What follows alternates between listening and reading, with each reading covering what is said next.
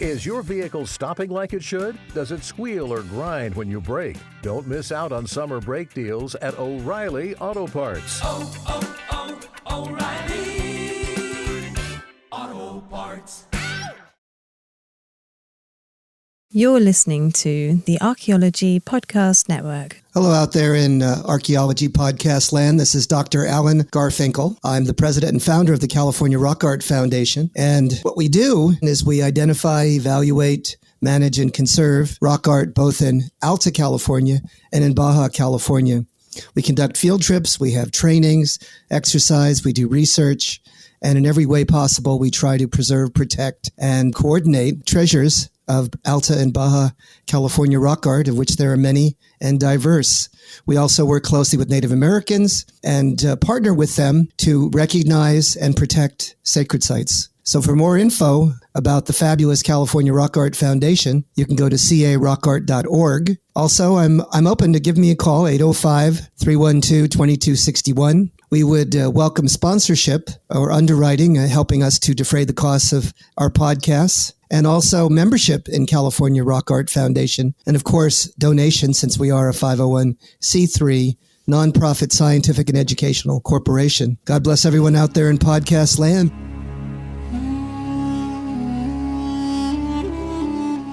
You're listening to the Rock Art Podcast. Join us every week for fascinating tales of rock art, adventure, and archaeology. Find our contact info in the show notes and send us your suggestions.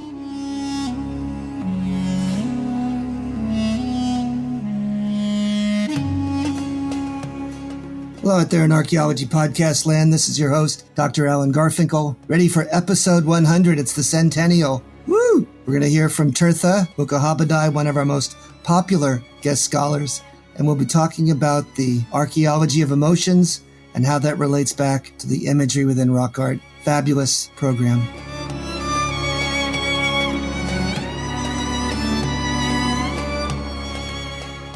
Well, hello out there in Archaeology Podcast land.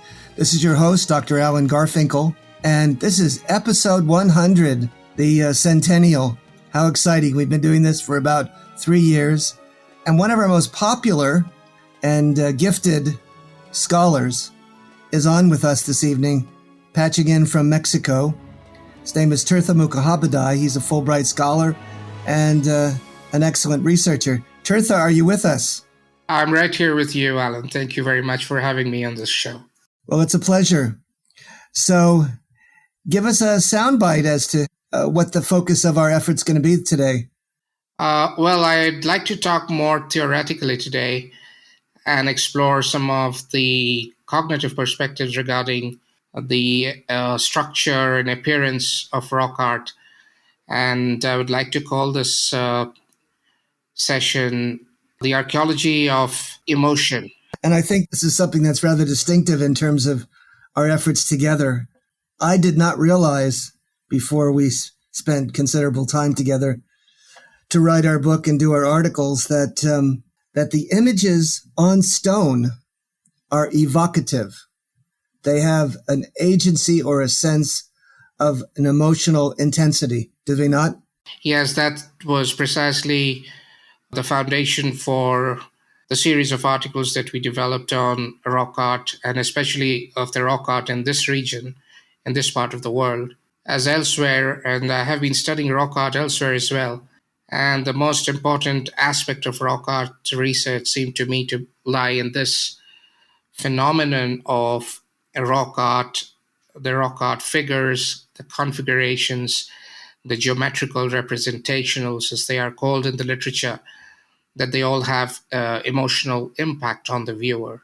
And the most interesting conclusion that we could already draw, or rather the inference that we could draw from this kind of methodological, epistemological posturing about the rock art figures, is that the rock arts are somehow indicative of the human ability to depict emotional figures or emotional objects, and that this would stand contrary to the received theoretical opinions regarding rock art images in the traditional academic, cultural, anthropological milieus and scholarship.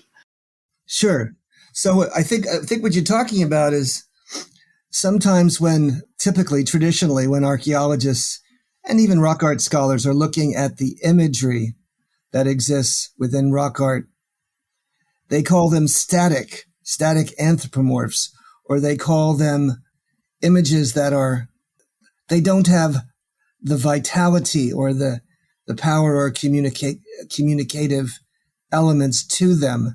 But I think they're somehow missing the content. Are they? Yes, some scholars have called them the invisible elements of rock art. Okay. And the archaeologists and even anthropologists and those studying visual culture, for example, have not gone as far as to suggest that these images, or even if we consider the history of sculptures and those Gravitian Upper Paleolithic sculptural figures, that these representations do not have any intrinsic communicative or semantic or value. In other words, the anthropologists of the last 100 to 200 years, including the great anthropologists of the German Anglican anthropological traditions, including Edward Taylor, Franz Boas, and you name the Karl Lumholtz, those pioneers in cultural anthropological studies have always tended to consider the images as static symbols to which humans have attributed meaning in a consensual way, but that this meaning is part of a collective consensus, that it's not that the image does not intrinsically have any meaning or Right. And so what the revolution is, or what the novel discovery is their intrinsic power, communicative ability, and emotions, agency in some way or other, almost, that comes from the images. Am I correct? Absolutely. I mean, we are trying to restore some subjective value, some subjective validity to the creativity of the ancient shamans, the ritualogists.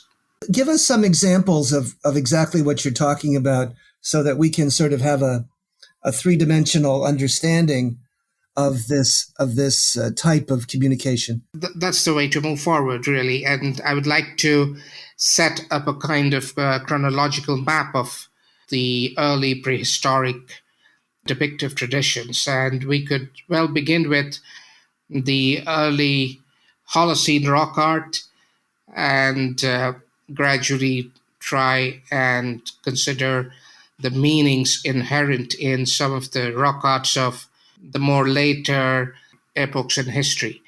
Sure. For example, some of the most elemental images that we discern on the surfaces of rocks, for example, in the great rock art traditions of the American Southwest and California, for example, or the rock art traditions of Central India, or the rock art traditions of the Central Asia, the Great Central Asia. Yeah, and the Great Basin, of course. Yes, the Great Basin in North America, of course, and everywhere.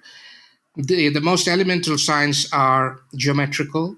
They have geometrical orientations. They are either squares, quadrants, and with crisscross, rickrack patterns, zigzagging patterns, and some kind of ritual patterns. And we do not know the meaning of these rock arts. The people who made them are no longer there to communicate that meaning to us, to pass on that. But they did pass on that meaning to us, and that meaning is it's not a meaning which we could perhaps represent verbally, but it's a meaning that we start to feel at the rock art. Recently, I'm beginning to understand, even to feel, that there is a gap, a hiatus between the emotive power of those representational geometrical shapes and the visible shape itself.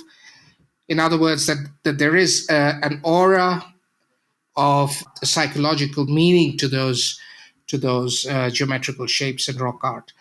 But to return to that earlier point, that chronological evolution of rock art figures and rock art images. So what we see is that when we look intently at a representation, we begin to see that this image it's a very different kind of pattern. And some of the effects, how does the rock art maker, the hypothetical rock art maker, the shaman or the priest, or however we might call this person, this man or woman who depicted that pattern on the surface of the rock, what was he or she thinking at that point of time? And how was he or she trying to secure those emotional effects? Empirically, there is a set of indicators for these emotions. And this is where we could try to understand scientifically how the emotional effects are really secured in the more elemental geometrical patterns.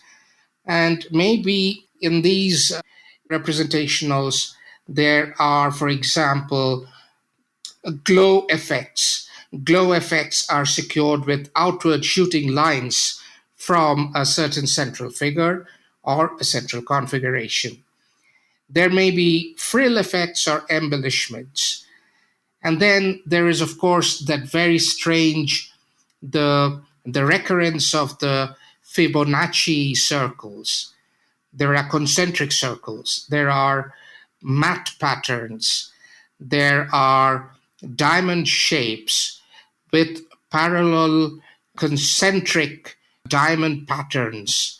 Mm-hmm. And the other interesting aspect of this, that when we consider the metrics, the distance between one point and another point in that visual continuum, Mm-hmm. we begin to identify perhaps a kind of a prescience, a preemptive understanding of how the proportions, the ratios would impact the viewer. And the prehistoric shaman already had an immersive understanding of the way in which these emotions could be evoked through a very conscientious and very informed knowledge of geometrical ratios. And this would take an enormous amount of research and recognition, an enormous amount of literature for us in order to understand how these effects were really secured. But there is no doubt that the geometrical patterns that we see on the surface of rocks in the rock arts, for example, in the patterned torsos of those anthropomorphs, those spirit entities, or whatever, those human shapes, those humanoid expressions, they seem not just to be an accident. There is logic, there is thinking, there is historic, even evolutionary contemplation ingrained in the way the shamans depicted the rock art. So there's a structure and there's a method to their effort. Yes. And what are they trying to communicate, or what is the emotion that the perceiver, the people that view these images, are intended to process? This is an interesting question. And to understand this, we have to, again, depend on our ability to respond to emotional or emotive signals. Emotions, the very etymology of the word emotions suggests motion or movement. And even in various other Indo-European languages, for example, emotions are always associated with a sense of movement or a sense of, could we call it shock effects, which would impact physically and corporeally as much as internally, our states of feelings, that is. So they move us. So if we fall back on this very traditional idea of what the emotions are, even as we try to wade through the theoretical ideas of the theoretical definitions in the cognitive science of emotions, if you look at the definitions of emotions, we would see that everywhere from some of these great scientific research on the emotions shows us that the emotions are somehow connected, that they are reflexes, that they express themselves in and through our body, that the emotions are visible on the face, for example, that there are certain basic emotions, but the basic emotions are connected to basic behavioral reflexes. Well, let's stop it there, and we'll pick it up on the next segment, and we'll delve a little bit further into the archaeology of emotions. See you in the flip-flop, gang. Save on O'Reilly Brake Parts Cleaner. Get 2 cans of O'Reilly Brake Parts Cleaner for just $8. Valid in-store only at O'Reilly Auto Parts. O'Reilly Auto Parts. Welcome back, all you folks out there in Archaeology Podcast Land. This is Dr. Alan Garfinkel with segment 2 for your Rock Art Podcast. Tirtha, we were just discussing the emotions, the archaeology of emotions, and how that may relate to the theme of and the substance of the particular elements of the religious and cosmological elements of an indigenous culture. How would that work? Absolutely. That's where our discussions would lead us towards. The emotions are of essence, because in archaeology, neither in archaeology nor in anthropology, has the emotions been considered to be an important tool for the understanding of these rock art patterns. In fact, archaeologists, as we just said, have not ventured out to explain what these figures mean. But yes, the emotions, the basic point here is that the rock art geometrical representationals, and then as we would be inclined to follow this argument and apply it to the anthropomorphic figures, that the rock art always essentially, indispensably has emotive impact on the viewer. What this means is that, and then the question that follows is, what kind of emotional impact? The emotional impact is that of essentially one associated with wonder. It's awe-inspiring when you look at those images. It's a sublime feeling. Yes, it's mysterious. It also has a transcendental element to it, as you and I have said in the past. Yes, you get this tether between the terrestrial and the celestial. Absolutely. The cosmology, the largeness, you are connected to the entire universe, to the stars. It creates an integral or integrated aesthetic sensory experience. That the landscape and the rocks and the images, they grow in together. But I would suggest, and I humbly suggest here, that in every experience of rock art figures, there is somehow, even if it is unrecognized, a feeling, a grain of fear, a grain of a primal fear experience, what cognitive science now calls the flight or fight response. Yeah, the fight and flight. So yes, I think what you're saying, and I do understand I think appreciate this. As we view these figures, there's a suddenness, a surprise, a sort of guttural feeling of sort of revelation or trying to understand and somehow conceptualize what we're seeing. And sometimes it's monstrous and mysterious. Sometimes it's just overwhelming. Am I at all correct? These are absolutely the terms that have been used in the psychology of aesthetics and emotions and Okay. artistic emotions. Psychology is still trying to grope with this question of ritual or artistic or religious emotions. There is no clear-cut definition. But all these emotions that you just mentioned are associated with that state of responses. Those states of responses, that set of responses, like awe and fear and mystery and wonder. Now, if we jump on to analyze the anthropomorphs, the human stick figures on rock art surfaces, there's a sense of immediacy. The figures seem to jump out at us, that they seem to be floating.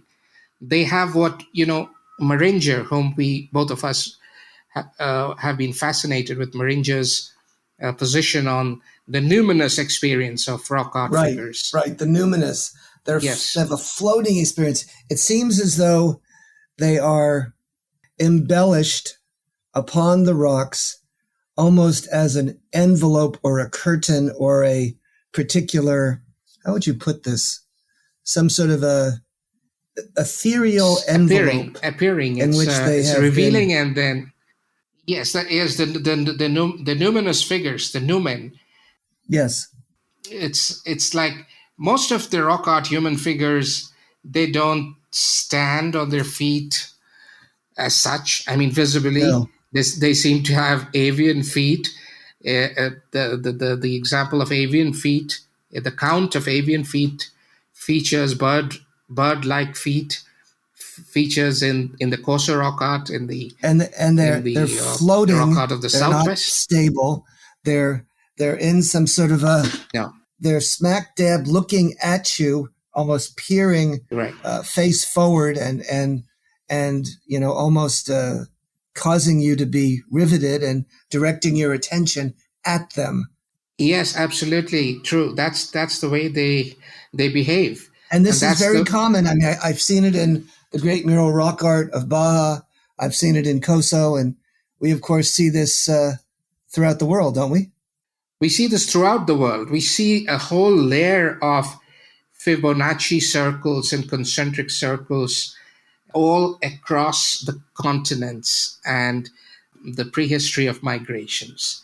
And another very far-fetched theory of mine, which it's really like a baby theory for me, but I believe that the notion of the numinous anthropomorph, which is fundamental to the birth of religions, to the understanding of how religions evolved in human culture, the sense of death, fear, mystery, a spiritual revelation associated with these images, the human stick figures.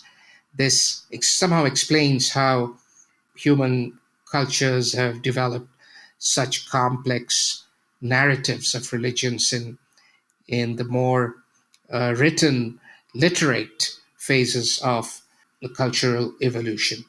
But speaking of these numinous figures, these figures with raised arms jumping at us or even blessing, these figures do not evoke sexual emotions.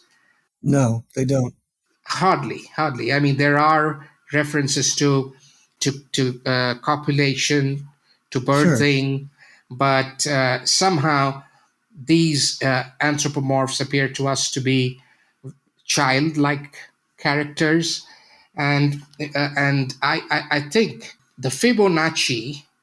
There is a way of looking at the Fibonacci, just as there is a way of the Fibonacci looking at us. Mm-hmm. But what I mean is, the Fibonacci creates an effect of dizziness. It creates an effect of trance, if you would call it, a very mild and embedded response, trance response. But the Fibonacci is a forerunner of the numinous anthropomorph, because the Fibonacci, if you look at the Fibonacci as a circular image which stems or comes out of the center towards like a cone, if you consider it as a moving cone from a center outwards, expanding and extending outwards in a spiral way, it evokes motion, emotive responses or reflexes, and it's just as if it drops down towards us. I think back to that image that we have in our book that I've used often in a number of my publications, and it has, I think, what you're talking about, a Fibonacci spiral, and it depicts the post-mortem animal ceremony where they're revering the skull of the animal, and it shows how the spirit, I believe the spirit of the animal, would go down to the underworld and then in turn return to the hunter and be transmogrified. That's how I've always seen it. I don't know if that's how you see that image or not, but of course, that's how we have seen it. Yeah. And isn't that how we have discussed not the Fibonacci per se, but right. The anthropomorph generally? Now there's a sort of a traditional way they're showing the anthropomorphs, and yet the animals are shown differently. Instead of a face-forward, full frontal, static, numinous figure, often they're shown in a side view, and sometimes with great emotion and vitality and movement. Am I correct? I agree with you on that. And animals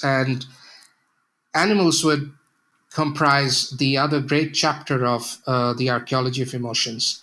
How do these animals, different animals, from deer to sheep to bigger game animals, or smaller game animals, and all sorts of animals which were hunted, animals of sustenance, human sustenance. These animals they always seem to be under a kind of power, an external,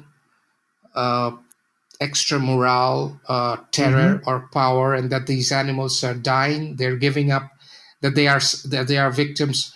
I wouldn't call them victims, but that they are objects of sacrifice. Yes. And the power that belongs really to the hunter, which is the power of death. This feeling of death, again, the feeling of that primal fear, that feeling of being or standing on a frontier of life and non-existence or death or whatever, that fear, that power is transmitted to the posture of the animal in a way which to me is unbelievable. I mean, the simplicity and the raw power with which such depictions appear in the oldest strata of human art. This is unbelievable. And even those great horses, those great traditions of painting in the Western tradition, or in the animals in other cultural expressions. I mean, they tend to lack that unmediated simplicity of the rock art shamans, and the manner in which they created the effects of the animal as being an object of sacrifice and nourishment and vitality and abundance. Yes, and I think we're on to something very central, because you're talking about the cosmology, the religious metaphor, the heart and soul of what the native peoples believe. And if you look closely at rock art again and again, and you did hit the nail on the head. The nexus of death and life is portrayed in a transparent, authentic way that you see before your very eyes. How's that? This is the most riveting, the gaze which has endowed rock art, and we will continue to be fascinated by its power throughout the ages. And another, a very very briefly, I would just like to mention here that what makes me wonder is that there are not much evidences of practice, of rock art practice. I mean, could you eliminate me on that front, Alan? We see examples of rock art. We are fascinated by rock art. But where did these shamans practice their art? Did they just make these images out of no prior training, artistic training? I know of nothing that I've read in my 50 years of study that mentions anything about how these shamans or ritual adepts learned to do their rock art. I have nothing. Not a word have I heard of any sort of practice or training or anything along those lines, which is interesting, actually. Let's call it a break here and catch on the flip-flop, gang, and we'll wind it up for segment 3. Introducing Zaxby's new chicken finger tacos. One with pico and creamy chipotle ranch, and the other with bacon and avocado ranch. Chicken expert since 1990. Taco expert since now. Woo, saucy! Zaxby's. Welcome back, gang. This is Dr. Alan Garfinkel with your Rock Art Podcast.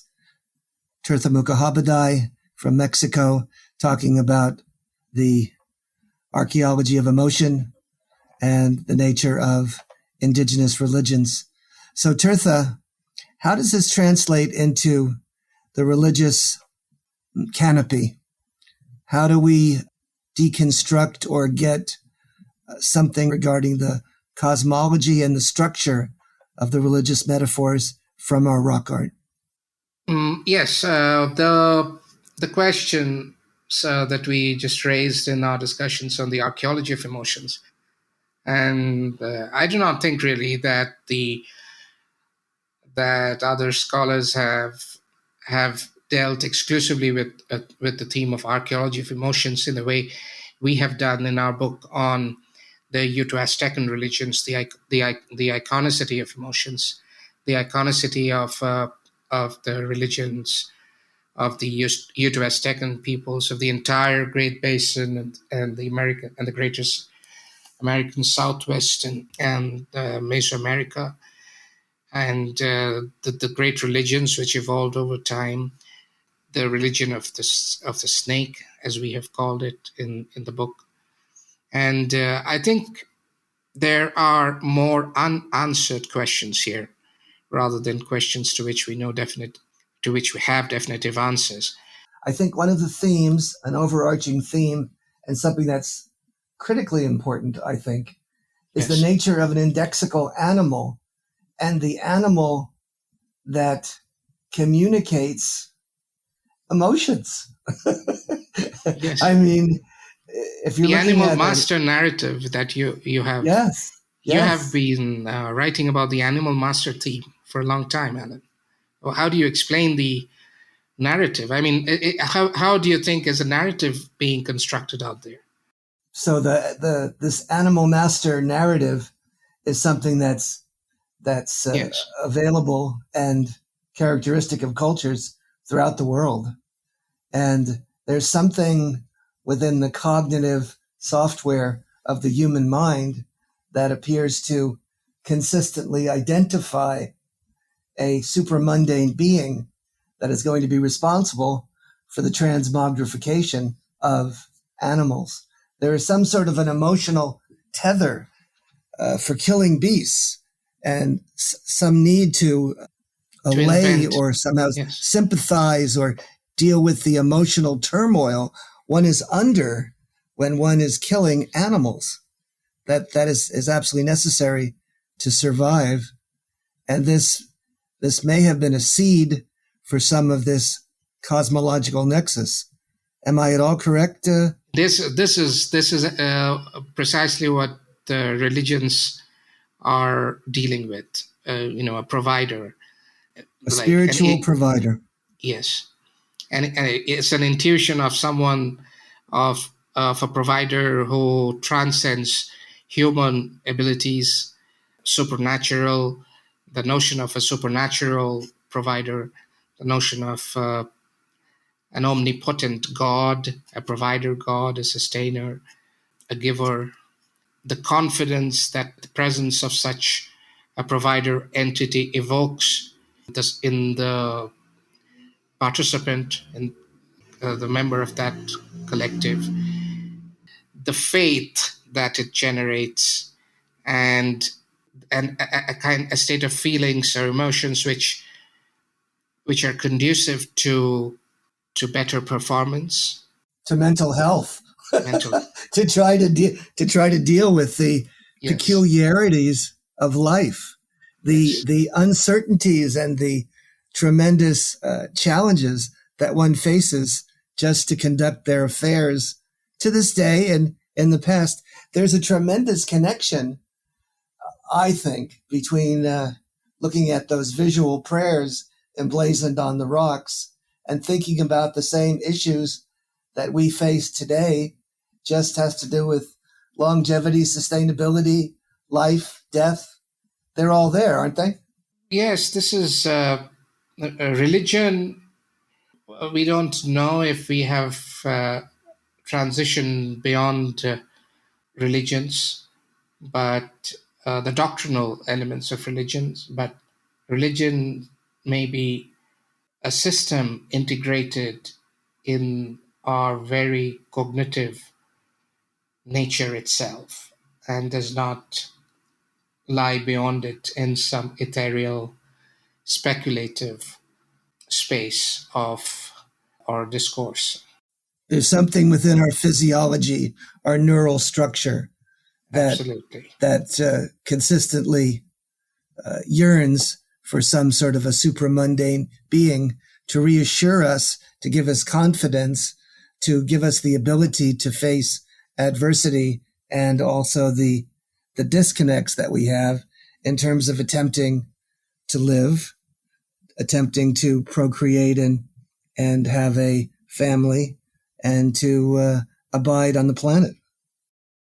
Yes, disease, natural disasters, all those great fears, the primal fears that nature evokes in us. To this very day. Yes. Yeah, to this very day. Just the natural engineering of it all is amazing. It's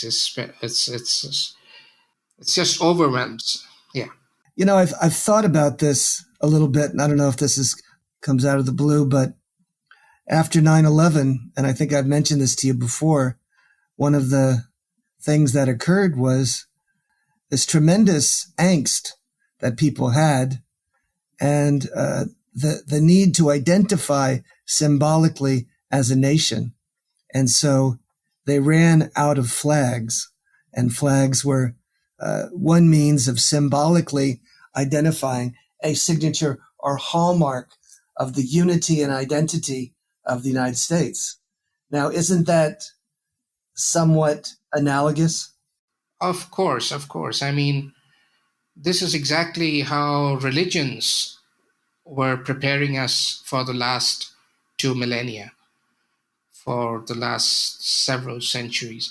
And what's interesting is the simple, elemental, primordial nature of rock art enables us to appreciate how this works. Humans are also competitive, combative. Humans are willing to destroy each other.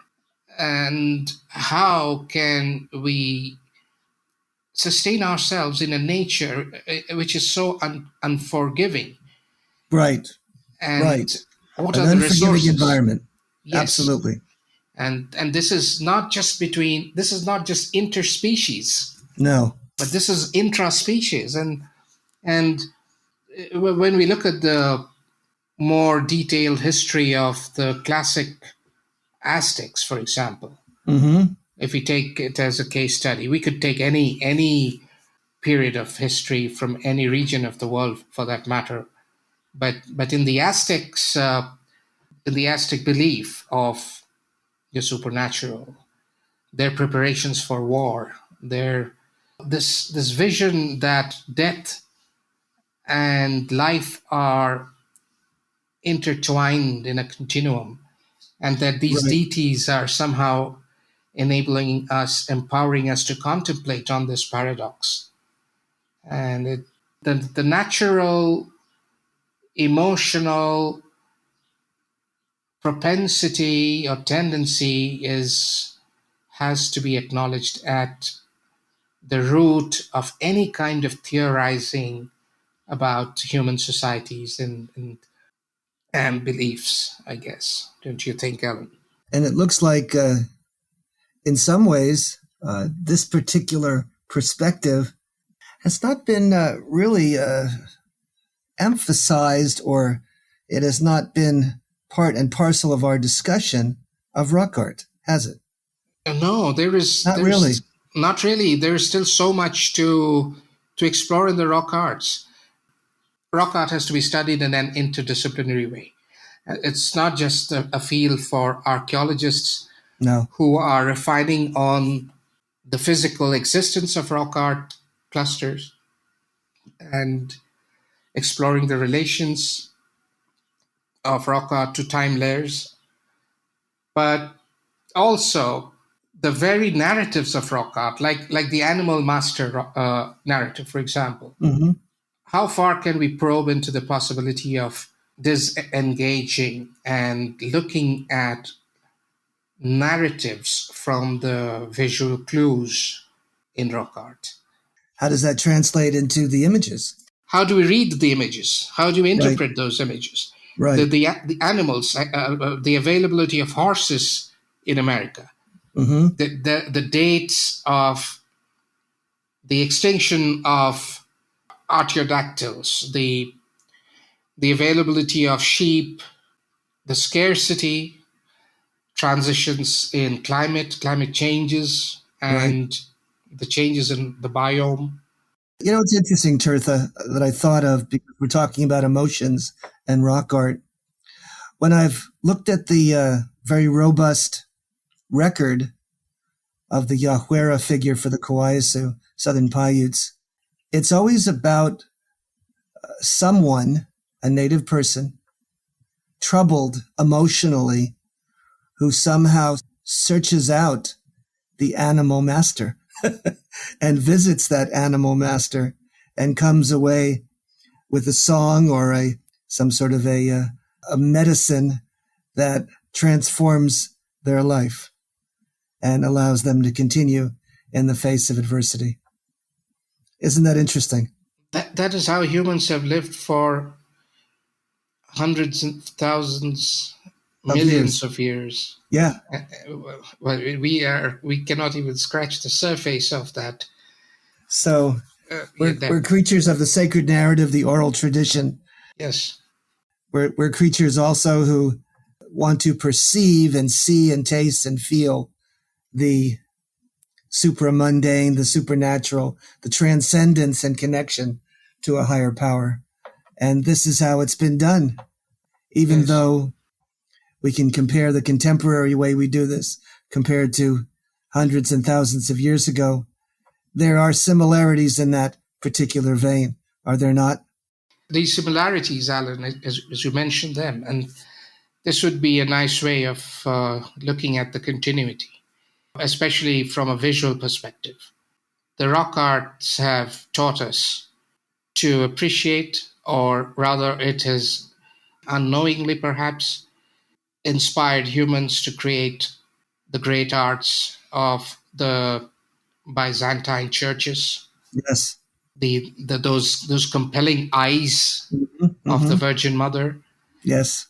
the same naturalistic technique, this primordial technique of negotiating with death and a sustainer, a possible hypothetical sustainer, is evident in the fear on the eyes of the masks of all the great traditions, cultural traditions. And I think if we try to draw a line linking these discretely available expressions on the human timeline, the quaquetal mask, the great power of those animal human masks, those eyes of the quaquetal, the fisherman masks, the bird eye. Yes, yeah. It has an emotional tenor. It's something that takes us through fear, through connection, through transformation, through the ethereal plane. And I think with that, we'll close, and perhaps we'll connect again in a couple of weeks, Tirtha, and continue this discussion. Thank you, all you listeners out there in Archaeology Podcast Land. See you soon. See you in the flip-flop. Thank you, Alan.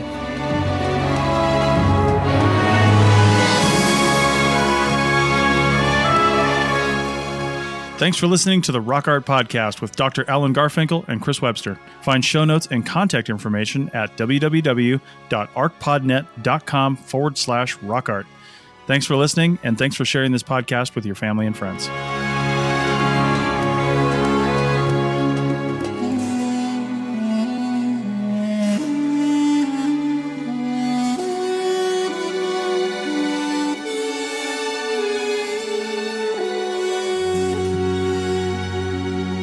This episode was produced by Chris Webster from his RV traveling the United States, Tristan Boyle in Scotland, DigTech LLC, Cultural Media, and the Archaeology Podcast Network, and was edited by Chris Webster. This has been a presentation of the Archaeology Podcast Network. Visit us on the web for show notes and other podcasts at www.archpodnet.com. Contact us at chris@archaeologypodcastnetwork.com. Is your vehicle stopping like it should? Does it squeal or grind when you brake? Don't miss out on summer brake deals at O'Reilly Auto Parts. O'Reilly Auto Parts. Chicken tacos should only be trusted to chicken professionals. That's where we come in. Introducing Zaxby's new chicken finger tacos. One comes with pico de gallo and creamy chipotle ranch. And the other comes with bacon, lettuce, tomato, and avocado ranch. Chicken experts since 1990. Chicken taco experts since now. Order yours today in the Zax Rewards app. Woo, saucy! Zaxby's.